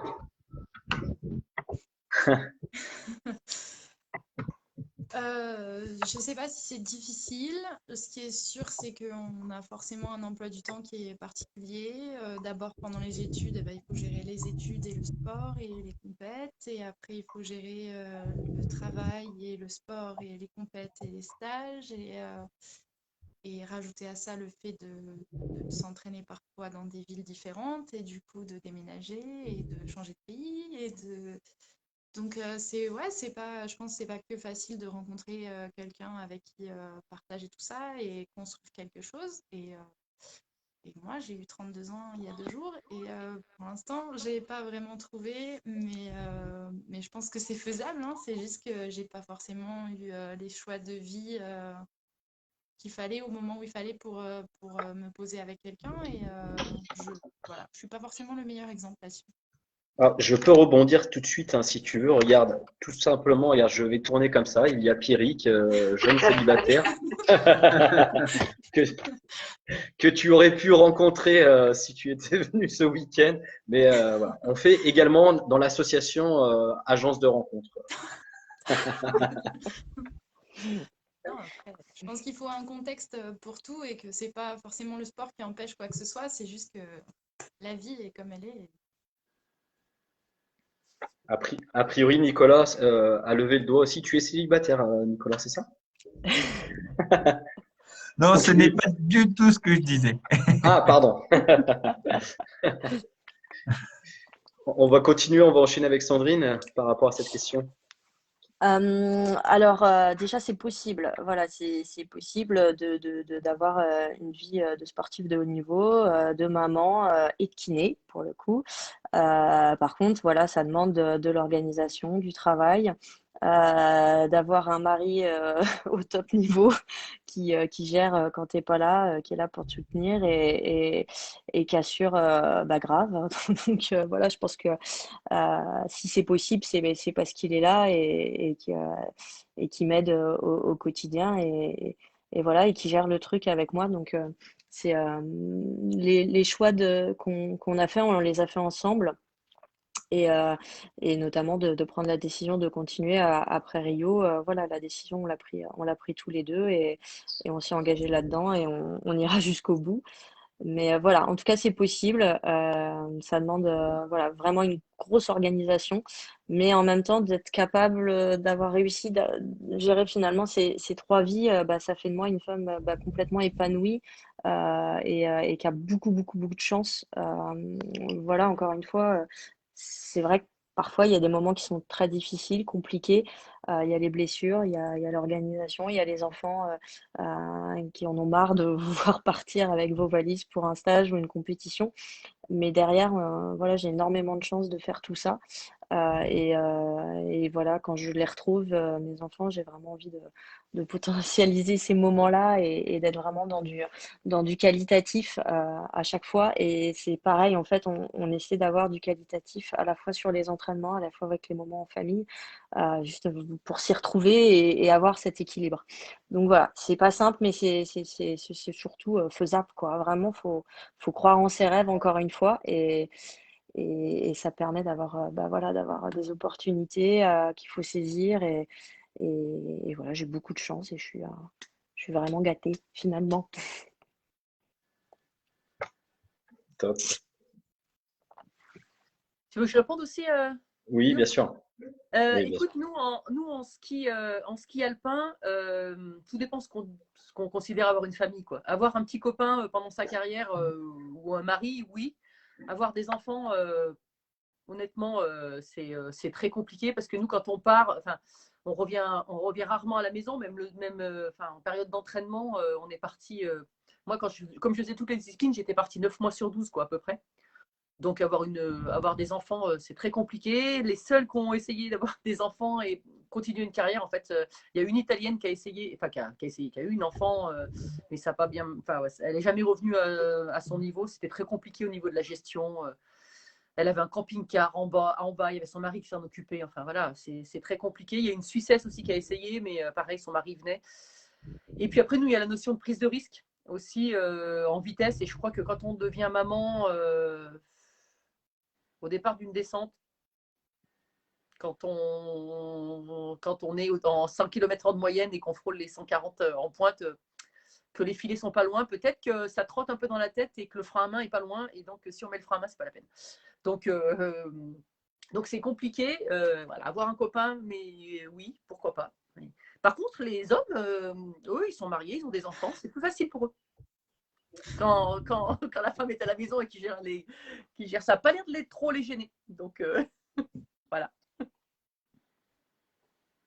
On t'entend pas, Guillaume. On t'entend pas, Guillaume. Non, je disais, du coup, est-ce que c'est un débat lancé involontairement de la part de Florence par rapport à une certaine inégalité homme-femme dans le milieu du sport? Non, évidemment, dites-moi, pardon. Ah, j'allais dire, évidemment, on a conscience que on n'est pas à la même enseigne, hein. On a quand même, pour ceux qui ont vécu l'histoire du sport, beaucoup d'anecdotes par rapport sur les femmes de la RDA ou ouais, c'était ça, la RDA, les gymnastes soviétiques qui étaient mis enceintes ou des choses comme ça. Nous, c'est vrai c'était une alternative, enfin, c'est une problématique qu'on rencontre pas forcément au niveau des garçons. Et c'est aussi pour ça que vous êtes un peu des Wonder Woman et voilà, qui vous forcez aussi le respect encore plus aujourd'hui parce que je pense que depuis qu'on parle un peu plus de ce sujet qui était vraiment tabou, c'est-à-dire la parité, notamment dans le milieu du sport, et on va arriver un petit peu sur cette fin d'échange qui sera un peu plus générale, je dirais. On se rend compte et on a la chance d'être dans un pays où nos dames, je ne vais pas dire excellent davantage que nos hommes, mais dans beaucoup de disciplines, on a de très belles représentantes et qui démontrent au final que voilà, homme ou femme, voilà, on a, comment dire, on n'a pas forcément le même parcours à la base, mais je me perds un petit peu dans ce que je voulais vous dire, mais tout ça pour dire que voilà, ça respect aussi bien pour les dames que pour les messieurs et encore plus pour les dames avec des fois je dirais des freins à leur vie en parallèle, quoi, leur vie plutôt familiale en parallèle qui ne l'est pas du côté des hommes. Voilà. Je sais pas si j'ai été très clair, mais voilà, c'était l'idée de dire voilà, respect, tout simplement. Je sais pas si on continue sur des questions personnelles, mais ou alors si on pouvait enchaîner, parce qu'on va pas non plus vous voilà, retenir trop longtemps, sachant que pour rappel, nous allons lancer tout à l'heure à 19h avec 18h45. pardon 18h45. à partir de 18h45, il y aura un entraînement pour un caout qu'on va proposer sur la page de 24 pour tous pour un. C'est un quiz sur la culture générale, mais pas que, évidemment sur le sport, et notamment le sport olympique et paralympique. Donc, j'aurais bien voulu finir cet échange avec vous tous hein, et également avec mon équipe sur le sport que l'on est en train de traverser actuellement et notamment la pratique qui est plutôt difficile, pas que dans le haut niveau hein, où on a de plus en plus de reports, mais aussi dans nos petits clubs qui sont en souffrance. Que déjà, avant d'élargir ce débat, que pensez-vous un petit peu de cette période et comment vous la traversez en tant que pratiquante ou non encore, ou voilà, par rapport à tous ces clubs qui sont autour de vous, quoi. Mathilde, notamment, pour commencer. Je pense que c'était une période qui est très compliquée pour tout le monde. Je pense que moi, je travaille comme kiné au CHU de Montpellier et je vois bien qu'il se passe des choses dans les services de réanimation, etc., qui sont terribles et qui certainement expliquent où en est la situation aujourd'hui. Après, c'est vrai qu'on a quand même maintenant un an de recul sur cette maladie et je trouve dommage que les mesures empêchent les gens qui ne sont pas forcément sujets à déclarer des formes graves, empêchent ces gens-là de faire un exercice physique en extérieur et restreint les zones de déplacement, etc. Et je pense que si les mesures barrières étaient plus strictes en présence de certaines personnes et un peu moins en présence d'autres, et ben, elles seraient aussi plus facilement respectées et plus facilement entendues. Et du coup, je trouve la situation au niveau du sport aujourd'hui assez dramatique parce qu'il y a plein de jeunes sportifs amateurs qui se reconvertissent dans les jeux vidéo et que ça va faire une génération compliquée. Et en tant qu'iné, ce qui se passe au niveau des douleurs de dos, de l'obésité, tout ça, enfin, un an c'est très long et pour nos jeunes, un an c'est encore plus long et voilà, je suis pas médecin, je peux pas dire ce qu'il aurait fallu faire ou pas faire. En tout cas, j'ai hâte que le sport reprenne et qu'on puisse vivre au lieu d'avoir peur de mourir. Voilà. Sandrine? Alors, bah, ouais, c'est une période où on a vu l'importance du sport santé et le fait que là, la sédentarité, le fait de pas faire de sport, c'est compliqué. Que, comment dirais-je? Il y a vraiment une difficulté, je pense, pour nos jeunes, tous les licenciés voilà, qui n'ont plus leur activité sportive qui leur permet justement, grâce à toutes les valeurs du sport et tout ce que peut nous apporter le sport comme école de la vie, finalement, voilà, pendant un an et demi, ils en sont privés. Donc je pense que voilà, ils vont comme disait Mathilde, se retrancher vers les jeux vidéo et compagnie. Donc c'est pas forcément des bonnes choses et voilà, et nos clubs qui restent fermés, nous en ce qui concerne le judo, sport d'intérieur, voilà, ils vont vraiment être en difficulté. Donc j'espère que le plan de relance va fonctionner. Il faut vraiment soutenir nos clubs pour qu'après cette période difficile, voilà, les licences repartent et que tous les clubs repartent et qu'on ne ferme pas ces clubs, ce milieu associatif qui est tellement important pour le développement du sport et puis pour notre développement à tous, quoi. Après, en tant qu'athlète de haut niveau, voilà, moi j'ai pu continuer quand même ma pratique. Donc finalement, on a eu cette chance-là alors que voilà, le sport amateur n'a pas pu continuer. Il a fallu s'adapter et on arrive toujours à s'adapter, à trouver des solutions, même si c'est pas facile, même si les épreuves ont été reportées. Voilà, faut continuer de positiver et puis de se préparer pour l'échéance. Mais voilà, j'espère vraiment qu'à à la rentrée, les clubs vont pouvoir rebondir après cette période difficile. Voilà. C'était clair, ça? Oui, non, très bien. Merci, Sandrine. Alors moi, j'aurais tendance à être encore un peu plus vindicative. Moi, je trouve que c'est l'illustration de la place du sport en France qu'on a vécu pendant cette période. Enfin, c'est pas fini d'ailleurs. Voilà, je crois on a des questions de classe. Hein, voilà, je sais pas comment les profs ou les proviseurs, ou je sais pas, arrivent à gérer ça. Mais moi, je trouve que c'est l'illustration de la place du sport en France, quoi. Voilà, on n'est pas prioritaire, on n'est pas, je m'inclus dedans, mais je veux dire, le sport n'est pas prioritaire, alors que comme on dit aujourd'hui, on est en train de prendre conscience que c'est les gens en forme et en bonne santé qui font du sport, qui sont moins sujets à tomber malade, et pourtant on met pas les mesures en place. Alors je dis pas que j'aurais fait des meilleurs choix, mais toutes ces interdictions, ouais, ça va pas dans le bon sens, quoi. Est-ce que ça serait pas justement l'occasion de replacer le sport santé au centre du débat? J'aurais envie de dire oui, mais j'ai pas l'impression que ce soit ça en prenne la forme, quoi. Même encore les dernières décisions, là, on voit qu'on va réouvrir. Je ne mets pas les uns contre les autres, attention à la culture, les cinémas, etc. Mais on ne va pas ouvrir les salles de sport, ça sera en dernier, quoi, par exemple. Donc ça, je trouve ça quand même que c'est aberrant.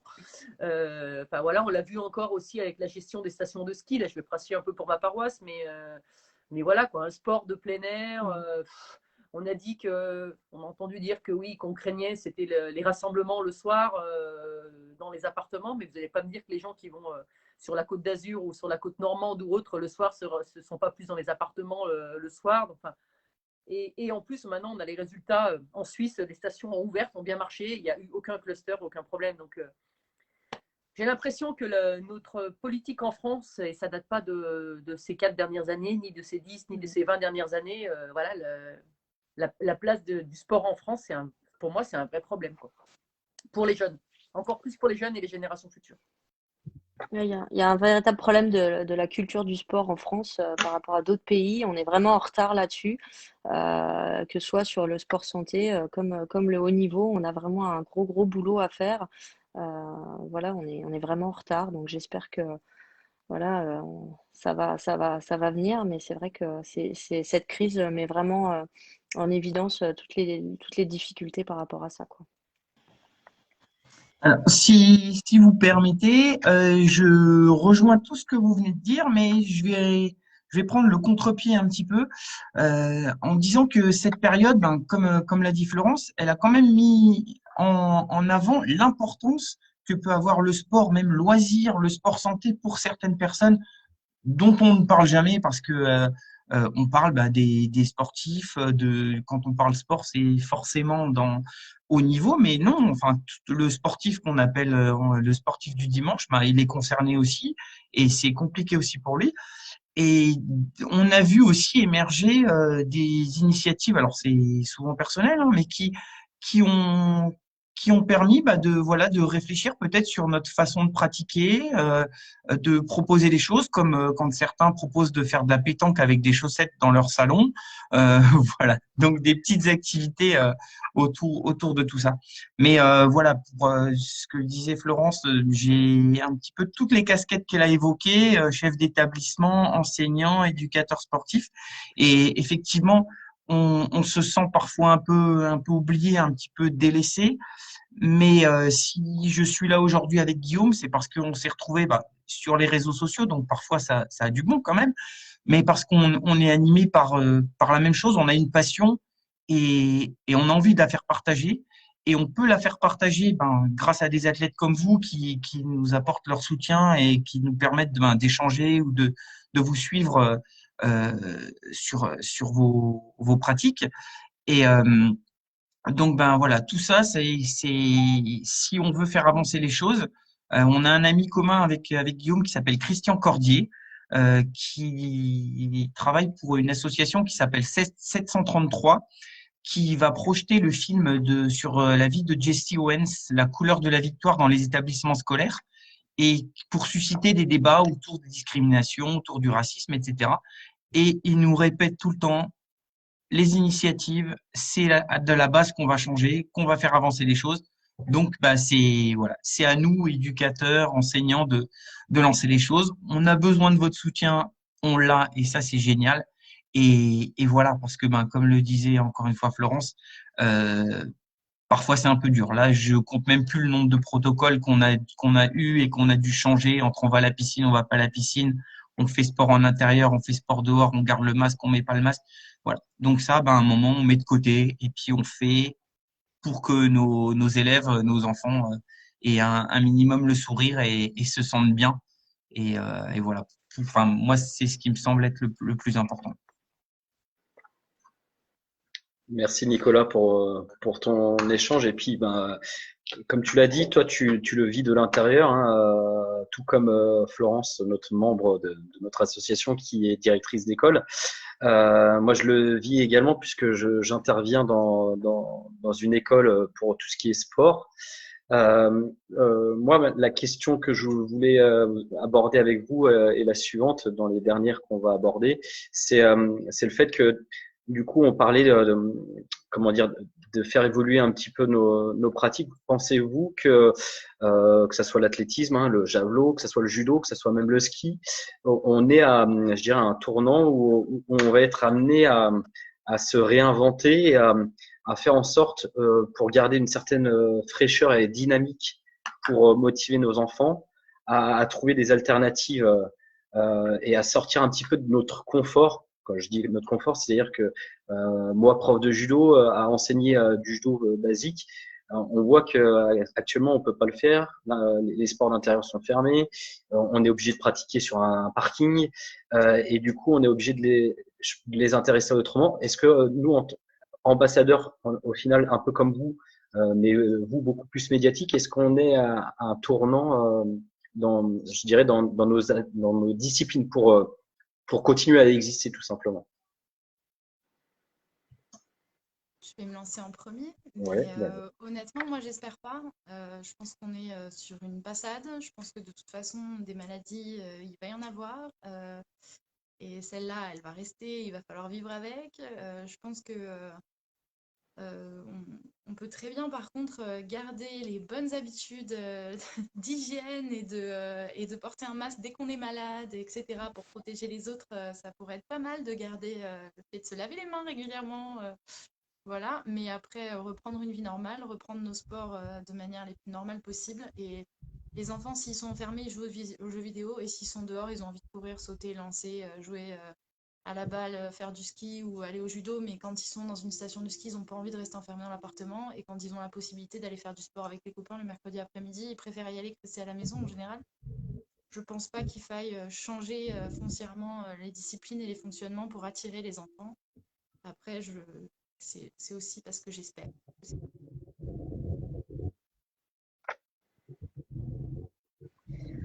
Ouais, je pense aussi que bah, le judo va rester le judo, on va revenir à nos bases. Peut-être que, en effet, comme dit Mathilde, toutes les consignes d'hygiène de vie, ce serait bien de les garder. Bon, on voit que l'Asie est un peu en avance sur nous par rapport à ça.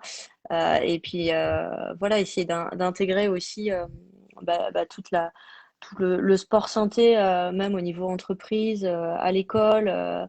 Voilà, dans l'idéal, ce serait que tout le monde pratique un petit peu tout le temps. Et en fait, je vois dans l'entreprise, généralement, les gens, ils veulent pas faire leurs petits exercices, leurs petits étirements, juste parce qu'en fait, ils ont peur du regard du collègue. Ils ont peur d'être ridicules, alors que il n'y a pas. Donc, si on pouvait juste pas changer fondamentalement nos sports, on va revenir à nos bases, mais que voilà, il y a une hygiène de vie qui se modifie avec cet épisode-là. Et encore une fois, il y en aura sans doute peut-être d'autres, malheureusement. Voilà, qu'on s'adapte, mais qu'on se serve de ce qui s'est passé là pour si jamais ça revient et bah, plus facilement s'adapter et en tout cas tirer des leçons de tout ça, quoi. Alors moi je pense que de toute façon on va être obligé de changer parce que ça ne reviendra pas comme avant. Donc nous en plus dans le ski on prend la deuxième vague la vague qui va être encore plus grosse à mon avis, c'est le changement climatique. Enfin, d'ailleurs le virus c'est pas un hasard non plus, tout ce qu'on fait. Donc forcément il faut évoluer, il faut s'adapter. Il y a eu des choses bien qui ont été faites cet hiver. Avec notamment si on parle du sport de compétition pour le regroupement des clubs qui s'entraînaient ensemble, voilà, mutualiser les moyens, limiter les déplacements ou faire des déplacements plus intelligents. Je pense que même au niveau des calendriers des compétitions aussi, au niveau de la fédération internationale, ça serait bien aussi d'arrêter de partir aux États-Unis, de rentrer, de repartir en Chine. Enfin voilà, des choses comme ça, quoi. Il y a vraiment plein de choses à faire et à imaginer. Voilà, je pense qu'on doit évoluer, qu'on doit changer, la gestion de nos stations de ski aussi. Et donc il y a plein de choses, à faire et pour améliorer. Et voilà, je pense qu'on a bien tiré sur la corde quand même. Et là, la corde, elle est en train de casser, donc ça va être compliqué au niveau de la santé, au niveau du climat. Donc, et je suis d'accord, il faut donner les bonnes bases aux enfants. Donc, d'où l'intérêt de leur donner des valeurs de sport, de respect, de santé au niveau de l'éducation. Et puis, et aussi, nous, c'est ce qu'on fait au niveau du respect de la nature aussi, parce qu'ils sont vraiment concernés aussi pour la suite, les petits. Après, pour le retour des licenciés, on va croiser les doigts au mois de septembre. Je pense qu'il y a un élément qui va quand même être important. Ça va être les Jeux Olympiques et les Jeux Paralympiques. Et comme les handballeuses, les nageuses, les judokates vont nous ramener plein de médailles, eh ben, on va de nouveau remplir nos stades, nos gymnases, nos pistes d'athlètes à la rentrée. Et on pourra repartir avec une super génération qui aura eu surtout des super modèles. Et ça, c'est génial. Ouais, je voudrais juste dire d'ailleurs par rapport aux Jeux, c'est vrai qu'il y a plein de gens qui disent ouais, mais les Jeux de Tokyo, ça sert à rien qu'ils aient lieu s'il n'y a pas de public, etc. Je leur dis mais vous vous rendez pas compte, déjà c'est vital pour les sports olympiques qu'on les voit, pour les champions qui s'expriment et pour inspirer des jeunes, voilà, qu'il n'y ait pas de public, oui, c'est terrible, en particulier d'ailleurs pour le judo, je pense, parce que c'est quand même, ça va être compliqué. Mais non, mais enfin, le fait de pouvoir participer au jeu, même dans des conditions particulières, c'est vraiment vital pour le sport de haut niveau et pour tous ces athlètes et pour l'image du sport.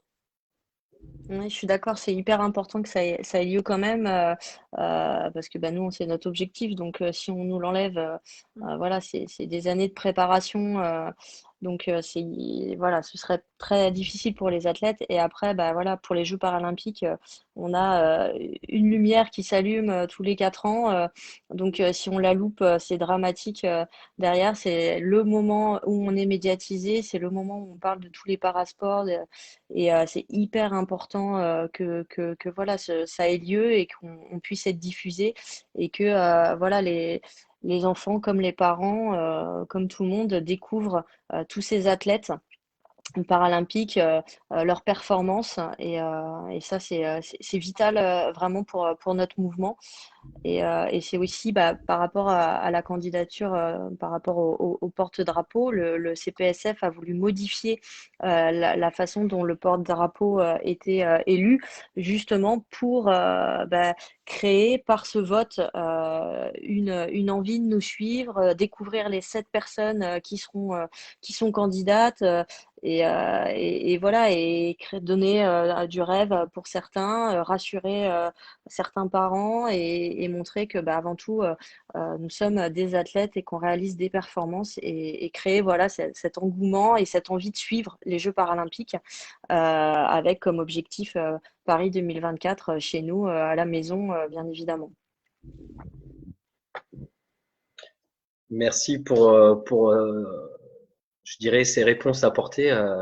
Vous avez bien résumé un petit peu la situation et je pense que, comme merci Nicolas d'avoir abordé ce sujet, je pense sincèrement que ces jeux qui se profilent vont être d'une importance capitale, comme vous l'avez dit, puisque c'est aussi pour moi la possibilité d'être pas un nouveau départ, hein, mais une façon de rebondir pour nos athlètes également, puisqu'il y a quand même une optique d'aller chercher l'or olympique ou paralympique, et puis pour nos enfants de s'identifier, puisque faute de pratique, comment ils vivent cette période, c'est en vous regardant à la télé, en vous écoutant à travers des podcasts comme Florence s'est mis à faire. Et je pense que on parlait de transmission, on parlait de alors nous, on n'est pas du tout champion avec Nicolas et puis avec les filles de mon équipe, mais je pense que Si, quand même. Mais ce qui nous anime, si de pétanque intérieure, voilà. Mais ce qui nous anime énormément, c'est, je pense, la transmission qu'on souhaite apporter à tous ces jeunes et le fait de pouvoir être un petit peu un relais à travers nos associations ou nos projets respectifs. On aura un rôle aussi important, je pense, non pas du coup par rapport aux résultats qu'on va obtenir, mais par cet échange qu'on aura sur le terrain avec eux. Et puis, comme vous l'avez dit, on a quand même une optique qui se profile très rapidement. Ce sont les Jeux de Paris. C'est pas anodin aujourd'hui qu'on ait souhaité inviter 3 invités, une des Jeux d'hiver, une des Jeux d'été, une des Jeux paralympiques. C'est 3 sports différents, mais aussi qu'est-ce qui vous rassemble, c'est au final déjà de défendre nos couleurs, de véhiculer des valeurs qui vous sont chères et qui nous sont chères pour les jeunes. Et je pense que on ne voit que ça à travers les jeux. La possibilité d'être un témoignage universel. Et ça, je le dis et je le défends à chaque fois auprès des enfants. Pourquoi je me suis lancé dans le projet 24 pour tous, tous pour un, c'était aussi pour rappeler ça, c'est que aujourd'hui, encore plus dans une société où on est non essentiel, où on est vite divisé, la symbolique des jeux où tous les pays se réunissent à travers un événement où même les barrières tombent entre les deux Corées, l'Iran qui va affronter les États-Unis. On est capable de passer un message comme quoi le sport, il est universel, symbolique, rassembleur, fédérateur, que hommes, femmes, Florence le disait tout à l'heure, une Lindsey Vonn était prête à affronter les garçons, mais tant mieux, c'est plutôt chouette. Et on se dit, voilà, on est en train d'évoluer, on est en train de faire tomber beaucoup de barrières. Et on va peut-être pas forcément changer ou se reconstruire totalement, comme disait Mathilde, mais je pense qu'il faut avancer avec en prenant quand même en compte le regard de la société d'aujourd'hui et celle des enfants qui sont déboussolés et qui ont besoin de personnes comme nous avec un petit peu d'expérience et de savoir quoi, pour rebondir et aller de l'avant. Voilà. Désolé, j'ai fait un peu de philosophie et j'ai fait un peu ma Sandrine Martinet-Aurière. et, Je vois pas de quoi tu parles du tout, je vois pas de quoi tu parles du tout, j'ai rien vu, je comprends pas. Non, mais tout ça pour dire, en tout cas, merci pour cet échange. On va bientôt terminer. J'ai juste deux, trois petits, vraiment ça va être question-réponse comme ça. Si en fermant les yeux, vous retenez un événement marquant de votre carrière, ou même en tant que spectatrice sur les jeux, puisqu'on parlait des jeux, et puis c'est quand même, je dirais, la prochaine échéance. Et je poserai la question également à Marie, Nelly, Florence et Nicolas. Si je vous dis Jeux olympiques, paralympiques, Jeux d'hiver, Jeux d'été, quel est votre premier souvenir qui remonte en vous, Mathilde?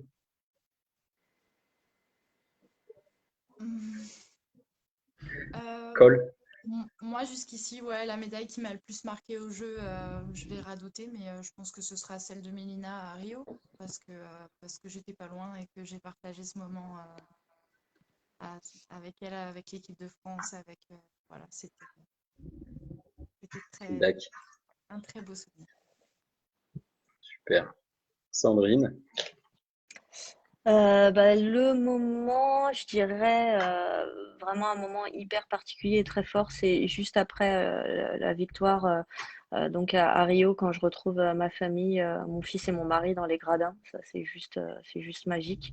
Bien évidemment, il y a le podium, la Marseillaise aussi, mais voilà, ce moment qui résume un petit peu voilà, de fait d'aller décrocher cette médaille, c'est par rapport à mon fils. Et voilà, maman, elle a fait tous ses sacrifices et on a fait tous ces sacrifices pour ce moment-là. Donc c'est vrai que quand je peux le serrer dans mes bras, c'est un moment qui est magique. Et après, à Rio, j'ai eu la chance et le bonheur de faire 2 médailles d'or, d'assister à 2 médailles d'or en 5 minutes. Donc, on était sur le terrain de tennis et donc on fait la médaille du double des garçons Stéphane et Nicolas. Et juste après, on est parti en courant. Mon ancien entraîneur Antoine me guidait. On est parti à fond et on est arrivé sur l'escrime. Et du coup, on arrive sur les 3 dernières touches donc, sur les équipes des garçons. Et la deuxième médaille d'or en 5 minutes. Donc voilà, c'était extraordinaire. Et voilà. Et un des trucs qui va me manquer sur les jeux par rapport à ces jeux de Tokyo, c'est a priori, on n'aura pas du tout le droit donc d'aller voir les copains et de vivre dans les stades les moments que j'ai eu l'immense chance de vivre sur les jeux précédents, de partage et de communion qu'on vivra, mais du coup que au village a priori. Donc voilà, ça c'est un petit regret, mais bon, l'essentiel c'est qu'on aille chercher des médailles et qu'on les ramène en France. Exact. Alors moi personnellement, c'est ma médaille de bronze aux Jeux à Nagano parce que je savais que c'était ma dernière Olympiade, donc terminer sur un podium en descente avec les 2 plus grandes championnes autour de moi qui avaient déjà gagné que de l'or, elles, mais enfin, autour de moi, devant moi elles étaient, mais en tout cas partager ce podium avec elles c'était top. Et puis sinon comme j'adore les Jeux d'été, j'ai plein de souvenirs de jeux. J'aime bien les sports co, le hand. Donc, la deuxième médaille d'or à Londres des handballeurs français.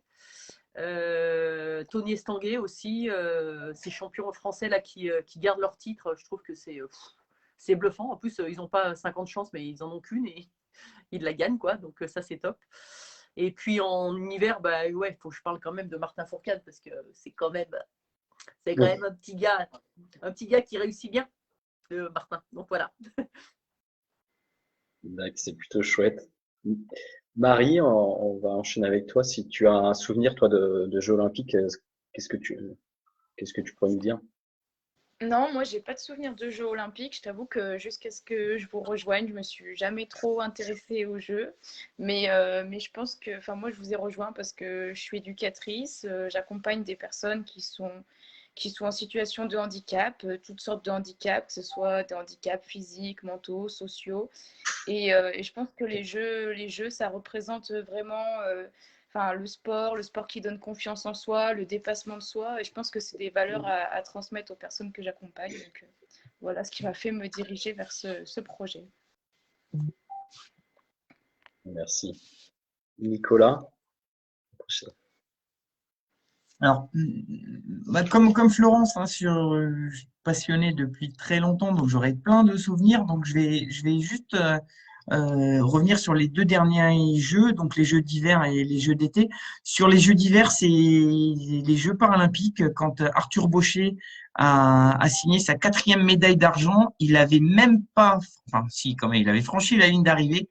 Et tout de suite, il a pris son téléphone, il s'est filmé pour nous remercier les élèves des classes olympiques qui avaient cru en lui un an avant les Jeux et qui le soutenaient. Et pour nous envoyer un message, il était encore dans la fin de sa descente. Et ça nous a énormément touchés. Et le deuxième souvenir, c'est à Rio. C'est un athlète du Malawi qui s'appelle Kefas Kassiteni, qui courait le 1500 mètres et qui venait me voir tous les jours au stade d'entraînement et qui me disait chaque jour, c'est le plus beau jour de ma vie. J'ai jamais couru autant sur une piste en tartan depuis que je suis à Rio que dans tout le reste de ma vie. Il n'a pas gagné de médaille, mais si j'avais pu lui remettre une médaille d'or, il l'aurait eu. Voilà, c'était un souvenir génial. Super pour cette anecdote. Nelly, toi, tu J'en ai dirais. plein d'autres, hein. Moi, Joker. Ah bon? Non, non, je suivais beaucoup la natation, donc moi, je vous dirais Laure Manodou, D'accord. qui nous avait fait des belles performances à Athènes, il me semble, de mémoire. Voilà, c'était un moment fort et c'est vrai que la natation, on n'en entend pas tant parler que ça. Il y a eu cette période de Manodou et puis là, on en entend un petit peu moins parler. D'accord. Merci. Florence, toi, si tu as un retour sur les jeux qui t'ont marqué, un moment. Un moment. Il y a plein de moments magiques dans les jeux. C'est plein de moments intenses et formidables, mais ouais, je sais pas. Marie-Josée Pérec, il me vient des noms comme ça, ou Edgar Gros-Piron. Et puis bah, tout l'escrime et le judo, des choses intenses comme ça. Pas de moment particulier, mais des noms surtout qui reviennent. D'accord. Bah, de mon côté, hein, je vais terminer sur cette question, mais un petit peu comme tout le monde, moi, tout simplement, en fait, ce qui m'a marqué, ce sont les premiers jeux dont je me souviens, puisque j'étais plus petit. Ce sont les jeux d'Albertville, puisque tous les jours à l'école, notre maîtresse, on tenait un agenda, un document, donc je m'en rappelle du fameux doublé de Fabrice Guy et Sylvain Guillaume alors que j'étais tout petit. Évidemment, Florence, hein, ta médaille. Mais en fait, on avait l'impression, c'était la première fois, et pourtant, et depuis, hein, j'ai vécu d'énormes événements sportifs, mais on avait l'impression de gagner la médaille en même temps que les athlètes. Et en fait, j'ai pas reconnu ça depuis ces Jeux d'Albertville. Alors peut-être parce qu'ils avaient lieu en France. Et c'est aussi pour ça que je me dis qu'on a un chouette événement qui va arriver et qu'il faut qu'on le porte parce que voilà, tout le monde avait vraiment joué le jeu. Donc il y avait ces Jeux d'Albertville et puis les Jeux de Barcelone, puisque moi ce qui m'a marqué c'est Cécile Novak et Cathy Fleury, première apparition des Jeux, enfin pour les filles au judo. On a nos deux championnes olympiques. C'est un plutôt chouette souvenir. Et puis autrement, évidemment, pour l'anecdote, dernier jeu d'Anaïs Bécon, avec qui je m'entretenais pendant qu'elle était à Pyeongchang, juste avant la médaille. Moi, j'étais dans sa station des Rousses en train de faire du ski, et puis elle me parlait en direct de Pyeongchang, donc c'était plutôt chouette. Voilà pour les souvenirs qui marquent, hein, évidemment. Je vibre encore de plus en plus avec les champions qui nous rejoignent dans la sauce, et c'est aussi ce qu'on a envie de véhiculer à travers les enfants qui vont être touchés de près ou de loin par rapport à notre association. On va terminer, juste pour terminer, Pierry qui voulait prendre une photo, donc c'est fait, bon, ça va être bon. Moi, je vais juste vous dire, et vous pourrez en parler autour de vous à partir de la semaine prochaine. Quand je vous ai parlé de rebondir, on est une association où notre objectif, c'est de créer du lien à travers des clubs sportifs, des collectivités territoriales, des parrains, marraines, champions, championnes, pour emmener 2024 enfants. Malheureusement, l'état actuel fait qu'on peut pas trop créer de liens puisque les associations sont en souffrance, qu'on ne peut pas évidemment chercher à récolter des fonds dans les prochaines semaines, voire les prochains mois. Donc, on s'est en stand-by, mais on essaie de se réinventer. Et à partir de la semaine prochaine, on a prévu de lancer un très grand concours au niveau Internet, où l'objectif, c'est qu'on va donner la possibilité à n'importe qui, que ce soit un enfant, un ado, même un papy de 95 ans qui fait encore du vélo, de nous envoyer une vidéo qui va durer 24 secondes. Le concours, ça va s'appeler 24 secondes pour montrer ton talent. Et on souhaite vraiment attirer un maximum de personnes autour de cet événement, où l'objectif, évidemment, ça va être sous forme de concours. Donc, il y aura une très belle, je dirais, à la clé, il y aura une très belle récompense. On est en train de réfléchir, mais voilà, l'idée, c'est aussi de montrer pendant cette inactivité enfin, il y en a que certains qui peuvent continuer à pratiquer, mais voilà, donner la parole à toutes ces personnes qui sont chez eux, assez isolées, et se mettre en valeur, et se mettre en avant. Donc voilà, ça va être la suite des choses pour la sauce. Et puis très vite, puisque dans quelques minutes, Pierry va prendre la main pour un caout qu'on pourra, pour ceux qui le souhaitent, participer directement sur la page Facebook 24 pour tous sport. Voilà, en tout cas, merci à tous et à toutes. Si vous avez quelque chose, n'hésitez pas avant qu'on clôture. Moi, je voulais juste vous remercier pour l'invitation, et je trouve que de dire que le sport du demain, c'est le sport féminin, c'est pas forcément vrai. Moi, ce que j'aimerais, c'est que quand une petite fille est sportive et dégourdie, on arrête de dire que c'est un garçon manqué et qu'elle ait juste droit d'être une fille et sportive, et que du coup, pour ça, elle puisse s'identifier à des sportives à la télé et qu'on soit pas sans arrêt en train de comparer les performances entre les gars et les filles, parce que le meilleur garçon sera toujours meilleur que la meilleure fille, mais c'est pas pour ça qu'elle est moins méritante. Et voilà, pour moi, c'est ça qui serait la parité dans le sport. Merci pour cette belle parole. Les filles, Sandrine, Florence, si vous avez un petit mot avant de clôturer. C'est bon?